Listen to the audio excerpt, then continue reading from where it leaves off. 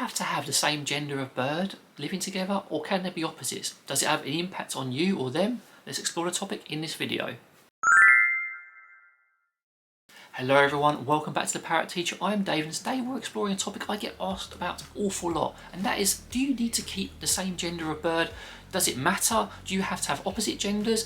Can you have male-female pairings successfully without problems? Can you have male-males or female-females? And there's loads of factors, and I thought it'd be great to just do a video on it. And I'm using the word gender, and I know some people don't like that word because the other word YouTube does not like, and I am talking about parrot stuff, not human-related stuff, so you'll have to bear with me on it. It is used because it is the most convenient word for this video. Now, I'm going to give a very short answer at the start of this video before I go into all the nuances and the little depth of the topic. Do you need to keep a certain type of gender pairing? No. You can have male-males, you can have female-females, you can have male-females, you can have male-male-female, etc, etc. It's going to depend on a lot of factors, but as a general rule, there is no specific reason why you should not do any of these pairings. We have multiple pairings of different types, and it is completely fine and it works really well both between us and between them. There's obviously going to be factors you're going to have to manage in certain situations. For example, if you have a male or female and you don't want breeding, you have to work on hormone management, etc. But as a general rule, there's not much of a problem with it. But here comes the big nuance part. Most of the time, it's going to depend on individual learning history and their basic personality. Whether a girl and a girl will get on, or a boy and a girl will get on, or a boy, etc. It's going to depend on how they were raised, what their history is, what their personality is like. And it's also going to depend on how much work you put in, because a lot of people just assume, okay, I've got a couple of birds, let's pop them in a cage, oh, they're going to love each other. It doesn't work that way. Would you expect you to get on with a random person we're put in a tiny box with? No. You have to sometimes do lots of bonding work and work on it. And I'm going to do this whole series on bonding because the videos I have aren't comprehensive enough for people. I need to do more on it. So think about their individual personality, observe them closely, think about their history as well. Who have they been with? Have they been with another girl? Have they been with a boy? Have they been in a giant flock? All of those will have a big influence on how successful your parrots living together is going to be. I would like to give a huge thank you to Northern Parrots for sponsoring this video. Northern Parrots is the UK's premier retailer for toys, parrot food and all sorts of other parrot related goodies.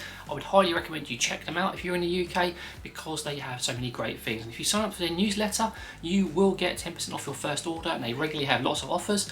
They were our sort of favourite parrot retailer long before we had any association with them, so we know that they are great and they have good customer service. So once again, thank you very much Northern Parrots for sponsoring this video. Do check them out with links in the description. Something you can really do to help along whatever pairing you have is do lots of bonding work. That is like communal foraging, communal training, taking things slowly, giving them their own spaces, observing them closely. All of these things are going to help you set them up for success. I have a couple of videos on these topics now. I'll leave a card for one of them up there. I've got one on housing two birds together and also initial bonding. It's going to be about introducing them to each other because it doesn't matter what gender they are.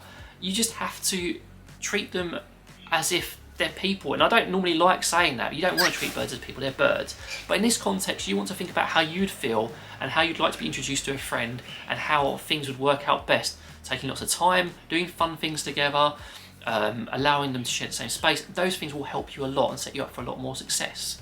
Will you see any sort of differences between a boy and a girl living together, or girl, boy, etc.? Yes. If you have a boy and a girl, they may exhibit hormonal behaviours, they may try and hump and lay eggs, although that can still happen. If you have a couple of girls, they may lay infertile eggs, but that's going to be down to you as their parrot parent, so to speak, to manage those hormones and observe closely and see what's working and what's not. It's not a catch-all answer. It's not going to be like, oh no, I've got a couple of guys so they can never live together, I've got a couple of girls, they can't. It doesn't work that way. It's going to be down to those individual circumstances and the amount of work you put in. I'm sorry if I've repeated that, but it's really important. And the other factor that people often ask about is, will it impact my relationship with the birds? No, it shouldn't do.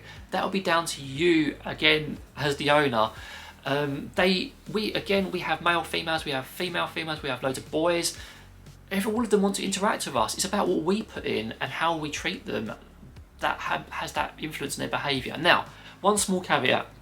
If your parrot gets exceptionally hormonal with their partner, then you may see some behaviour where they just don't want anything to do with you.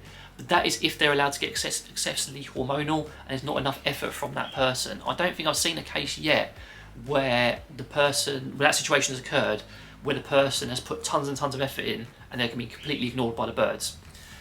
It probably can happen, there's going to be isolated cases, but as a rule, if you put the effort in, even when they're hormonal, as long as they're not really exceptionally nesty and hormonal, you will have a relationship with your bird. So I hope this video has helped clear up some of these misconceptions about having different pairings of gender with birds. Any questions, comments, I'd love to hear from you, but in the meantime, take care, see you later.